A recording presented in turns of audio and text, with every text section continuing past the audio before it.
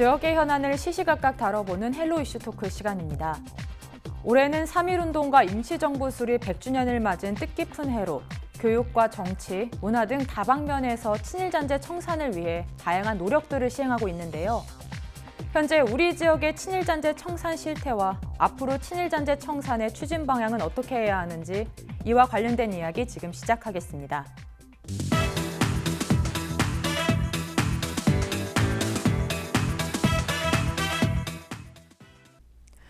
네, 전남 지역 내 교육이나 문화 등 친일 잔재들을 쉽게 찾아볼 수 있는데요.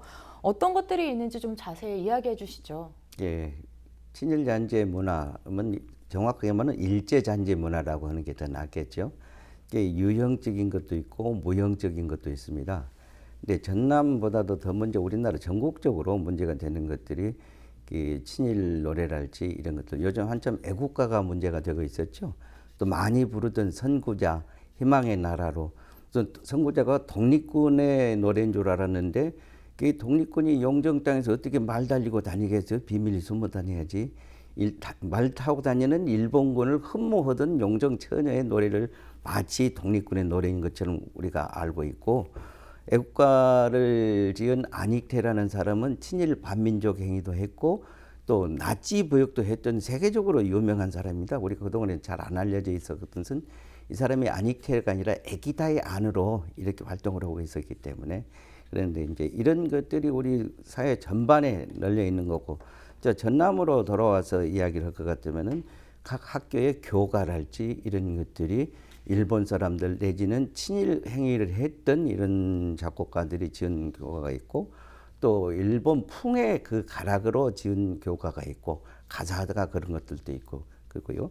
무형의 것이라면 이제 우리가 뭐 성물을 예를 들 수가 있는데, 석탑이랄지 비석이랄지 아니면 그 정원에 있는 석등이랄지, 또 교정에 심어져 있는 나무, 가이스카 향나무라고 그러죠. 향나무, 일본에서 들어온 이토 히로부미가 들었던 또 그 히말라야 시다라는 나무들.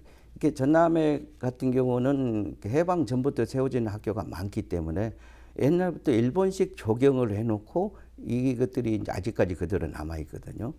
그래서 어떤 학교는 그 일본이 향나무를 교목으로 정해주는 것들도 있고, 그래서 심지어는 이제 그 친일 반민족 행위를 했던 사람들을 찬양하는 공적을 기리는 공적비 이런 것들이 학교 마당에 있는 경우가 많이 있어요.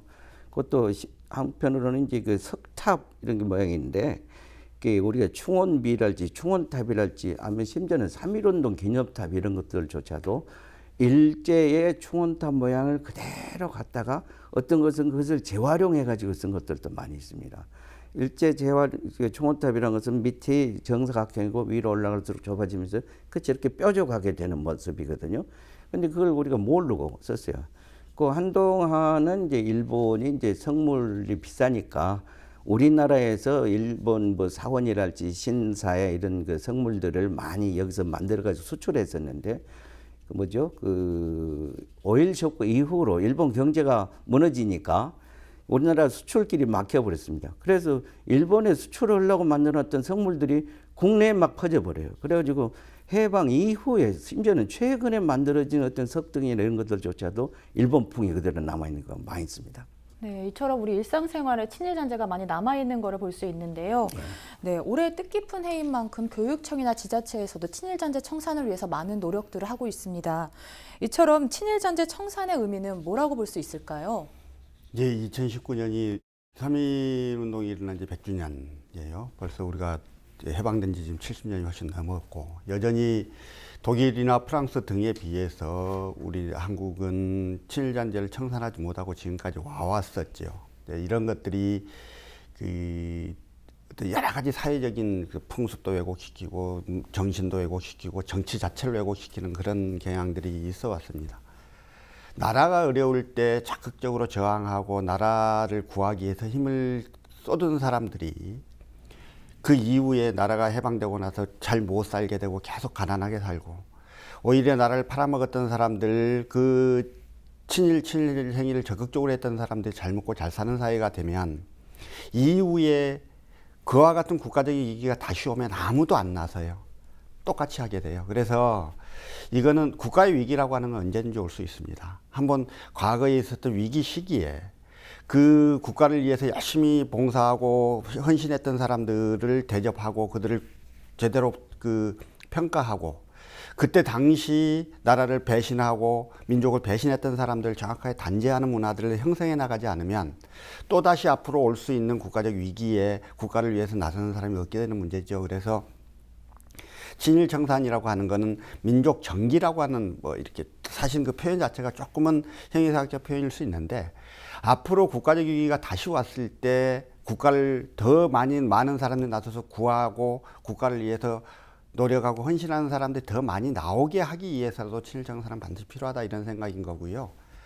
한국은 가장 대표적으로 친일 청산이 전혀 안 되고 이렇게 넘어온 나라 아니에요. 근데 이제 저는 개인적으로는 그렇게 세력으로서의 친일을 정확하게 평가하고 청산해야 하는 문제와 우리 생활 속에 남아있는 그 일제히 잔재물들 이런 것들을 청산하는 문제는 둘 다 필요한 일이지만 우리가 좀 더 깊이 해야 되는 것은 사실은 세력으로서의 친일을 청산하는 문제다. 과거에 적극적으로 친일을 했던 사람들, 국가를 배신하고 민족을 배신했던 사람들의 행적을 제대로 평가하고 이거를 교육과정 속에서 제대로 담아내는 것, 그리고 독립운동을 했던 사람들을 정확하게 평가하고 그들의 생활보장을 위해서 국가가 더 나서주는 것, 이게 1차적인 문제이다라고 생각을 하고요. 여기에 더불어서 계속 이제 우리 생활 속에 있는 것들도 좀 평가하고 했으면 좋겠는데, 사실 우리 이제 생활 속에서 가장 친일로 크게 문제가 되는 게 학교 교과들이에요.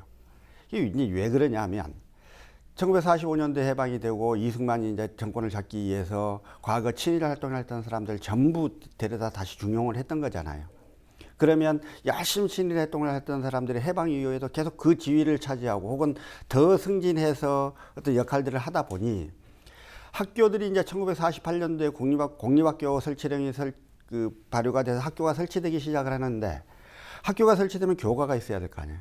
교과를 지어줄 사람이 없는 거거든요. 그러니까 여전히 예전에도 유명했고 지금도 유명한 시인들, 작곡가들한테 가서 부탁을 해서 하다 보니까 그 사람들이 대부분 친일파들인 거예요.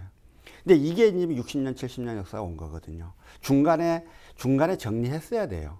근데 그게 이제 지금까지 온 사례들이 대부분이고, 그때는 몰랐다가 이제 나중에 지은 것들 중에 문제가 되는 것들이 있어요. 지금 우리가 문제되고 있는 광양 시민의 노래가 가장 대표적인 게 그거죠. 광양 시민의 노래는 1990년대에 지어진 노래예요. 근데 작곡가가 작사자가 서정주, 시인, 작곡가가 김동진 작곡가라는 거 아니에요. 이들이 친일 행적이라고 하는 게 그전에 정확하게 평가되지 않다 보니까 1990년대에 이걸 만들 때도 그들의 친일 행적에 대한 지식이 없이 또는 그에 대한 문제의식이 별로 없이 그 사람들한테가 부탁을 해갖고 만들어서 잘 만들어진 노래라고 막 지금까지 좋아라 했는데, 최근에 이제 그들의 친일 행적이 적극적으로 드러나면서 문제가 되고 있는 거예요. 지금 이제 광양시의 경우에는 우선 당장 이제 공식석상에서 부르지 않도록 하고 앞으로 시민의 뜻을 더 모아서 그 시민의 노래를 변경하는 문제를 논의하겠다고 하는데, 어쨌든 그것도 좋은 태도고요. 갑자기 쑥 없애는 것도 뭐 중요할 테지만 어쨌든 이 문제에 관하여 시민들의 의사들을 이렇게 더 많이 모아내는 건 중요한 문제일 겁니다. 이렇게 우리 생활 속의 친일은 반드시 청산해야 하는 이유는 아까 처음에 말씀드렸던 그런 부분들이고, 우리 생활 속에 특히 친일 문제들이 많이 남아있을 수밖에 없는 이유가 같이 연동되어 있는 것이니까 이제 지금 이 기회라도 좀 적극적으로 세력으로서의 친일이 그대로 이 나라에 발붙지 못하도록 하는 것, 국가적 국민적 노력들을 계속하는 게 중요하다고 생각합니다. 네, 이제 친일 잔재 청산을 위해서 국가나 시민들의 노력을 해야 하고 있고 또 노력해야 하는 시점이라고 말씀해 주셨는데요. 좀 늦은 거지요. 네, 지금이라도 적극적으로 해야 합니다. 네, 적극적으로 해야 하는 상황인 거라고 예, 말씀해 예. 주셨는데요.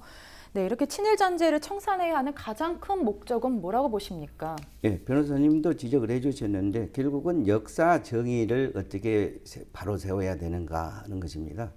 이 친일했던 사람들은 오래도록 먹고 살고 독립운동을 했던 3대를 굶어 삼는 이런 우리 풍토가 바뀌어야지 되는데, 지금까지 해방 이후에 우리가 그 친일 적폐 세력들을 정리하지 못한 까닭에 우리나라 각 모든 계층에서 언론, 군대, 또 무슨 심지어는 경제, 학계 이런 데까지 그 친일 세력들이 아직도 그 세력을 누리고 있거든요.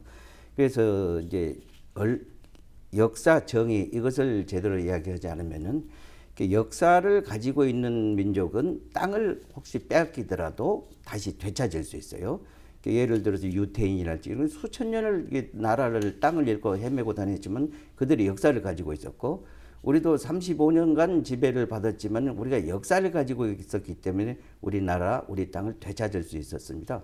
그 넓은 땅을 가지고 있던 인디언들은 그 역사가 없었기 때문에 그냥 거의 멸종되다시피 되거든요. 그래서 중요한 게 역사 정의를 찾아서 이 사회의 바른 목표를 정하자 이것이죠. 네, 역사적으로 이제 먼저 역사적 의식을 먼저 하고 목적을 바로 세우고 친일잔재 청산하는 게 가장 큰 게 중요하다고 말씀해 주신 것 같은데 제가 네, 들었습니까? 맞습니다. 네, 그렇다면 이처럼 긴 시간 동안 제대로 된 일제 청산이 잘 이루어지지 못한 이유는 뭐라고 보십니까? 해방 이후에 독일과 달리 우리나라는 이승만 정권이 들어서면서 반민특위라는 것을 만들어서 우리가 그 친일 반민족 세력들을 정리하려고 그랬거든요. 독재자 이승만이 자기의 어떤 정치적 야욕을 위해서 그 친일 세력과 같이 힘을 합해버립니다.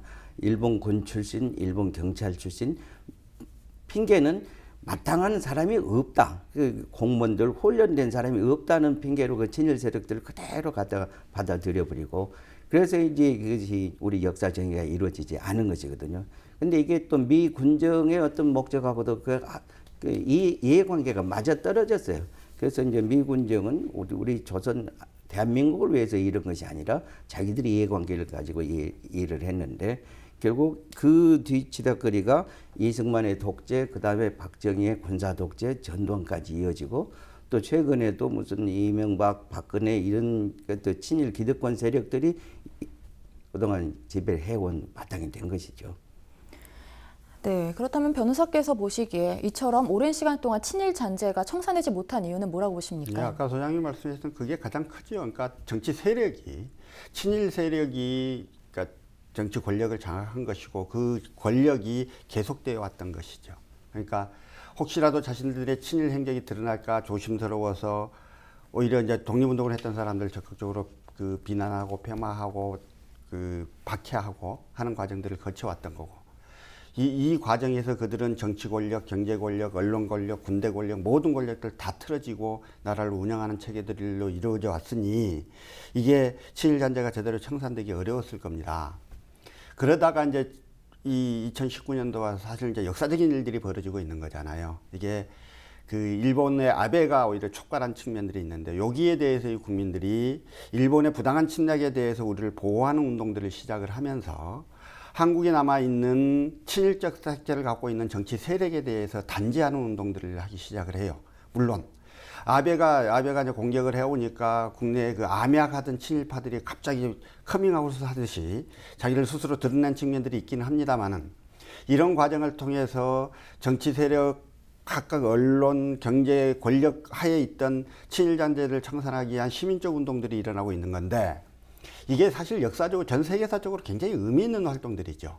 우리가 독일 이야기를 많이 합니다. 독일은 독일 정부가 나서서 나치의 역사를 척결하고자 했고요. 프랑스도 프랑스 정부가 나서서 나치 부역자들을 척결하는 운동들을 계속 해왔어요. 근데 우리는 국가 권력이 그걸 못했어요. 그러고 나서 70년이 지나서 시민운동의 힘으로 이걸 좀 이뤄내려고 하고 있는 이런 거거든요. 지금 문재인 정부가 그걸 하고자는 하나 힘이 좀 붙여요. 정치 세력으로 좀 약하고. 그러니까 시민들이 거기다 힘을 실어서 하고자 하는 운동들이 최근에 노재팬 운동이라고 저는 생각을 해서 이건 정말 전 세계사적으로 유례가 없을 정도로 과거사, 그 오욕의 과거사를 정리하는 작업을 시민운동의 차원에서 시작을 하고 요거를 일정하게 좀 성과를 이뤄낼 수 있는 계기들이 마련이 된 것이라는 측면에서 지금 이제 이 최근의 이 움직임에 대해서 굉장히 좀 기쁘고 반갑고 그런 것이죠. 네, 이렇게 긴 시간 동안 친일잔재 청산이 이루어지지 않은 이유에 대해서 말씀해 주셨는데요. 치욕의 역사도 역사다라는 이런 차원에서 보존해야 하는 것 아니냐는 의견도 나오고 있는데요. 이처럼 친일잔재를 활용할 때 주의할 점이 있을까요? 그러니까 치욕의 역사도 역사지요. 그래서 치욕의 역사를 흔적을 없애버리는 게 좋은 방법은 아닐 거예요. 그러나 그거를 치욕의 역사를 기억하고 교육하기 위한 차원에서 그걸 남기는 건 좋죠. 그러나 뭣도 모르고 그것이 그것인지도 모르고 남아있는 것은 문제라는 뜻이고요.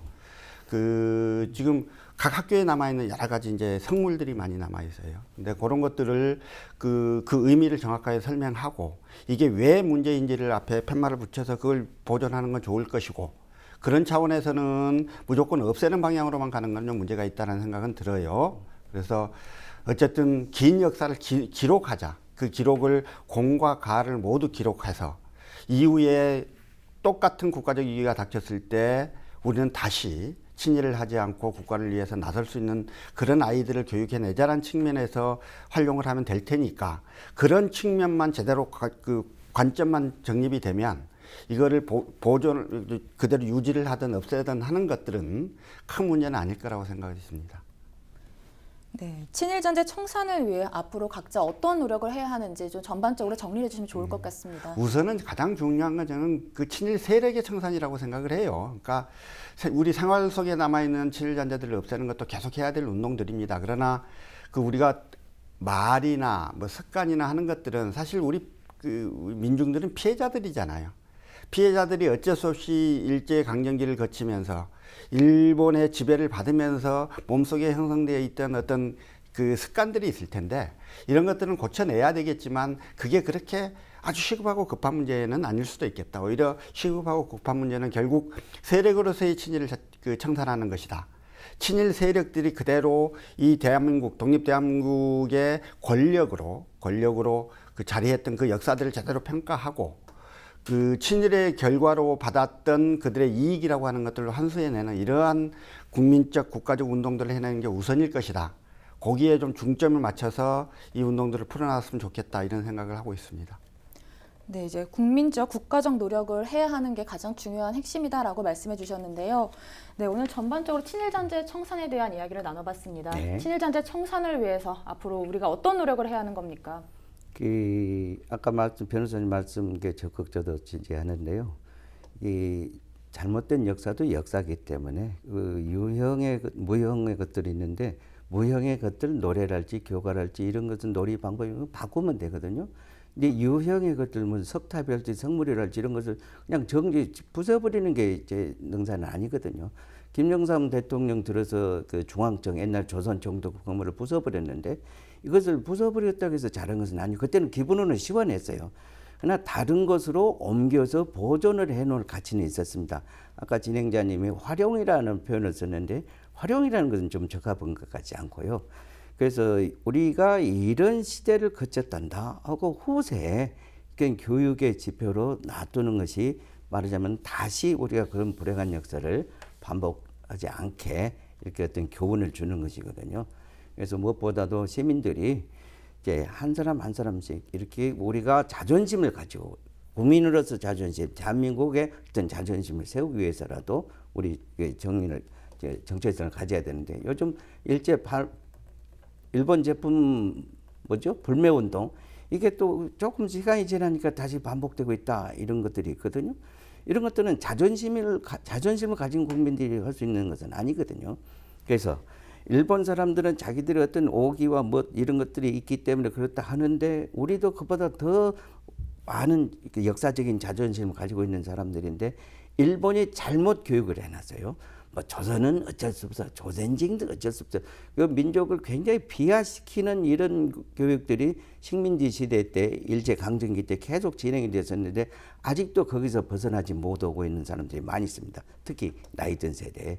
그래서 우리는 그런 것들을 바로 찾아서 우리의 자존심을 지키면은 바로 친일잔재 저절로 청산이 될 테고 그 중에는 이제 아까 말씀하셨던 세력의 이런 청산 이게 가장 중요한 기초가 되겠죠. 역사적 일을 바로 세워야 우리가 앞으로 미래가 있습니다. 네, 친일잔재 청산 하루아침에 끝날 수 있는 건 아니지만 시작한 만큼 꼭 잘 친일잔재가 청산이 되길 바라보겠습니다. 오늘 이야기 여기까지 나눠보도록 하겠습니다. 두 분 고맙습니다. 우리 지역 곳곳에 남아있는 친일잔재 청산은 뒤틀린 우리의 역사를 바로잡고 또 미래 세대를 위해서 반드시 필요한 작업입니다. 지속적인 조사와 청산을 위한 예산이나 지원이 이루어지길 바랍니다. 지금까지 헬로 이슈 토크였습니다.